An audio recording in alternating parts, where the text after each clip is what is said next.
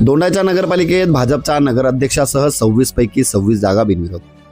राज्याचे पणन व राज्य शिष्टाचार मंत्री नामदार जयकुमार रावल यांनी धुळे जिल्ह्यातील जवळपास 70,000 लोकसंख्या असलेल्या दोंडाईचा वरवाडे नगर परिषदेची निवडणूक पूर्णतः बिनविरोध करण्यात त्यांना यश आले असून नगराध्यक्षासह एकूण 13 प्रभागातील सर्व 26 जागांवरील उमेदवार बिनविरोध निवडून आले आहेत। राज्याच्या विरोधात वेगवेगळ्या प्रभागातून शिवसेना, उबाठा, काँग्रेस, राष्ट्रवादी, शरदचंद्र पवार, MIM व समाजवादी पार्टी, अपक्ष अशा विविध पक्षांकडून उमेदवार उभे करण्यात आले होते, परंतु या सर्वांनी माघारीच्या शेवटच्या दिवशी सर्वच उमेदवारांनी माघार घेतल्याने दोंडाईच्या नगरपालिकेची निवडणूक पहिल्यांदा बिनविरोध झाली आहे। दरम्यान 1952 साली स्थापन झालेल्या दोंडाईचा वरवाडे नगर परिषद निवडणूक प्रथमच बिनविरोध पार पडली आहे।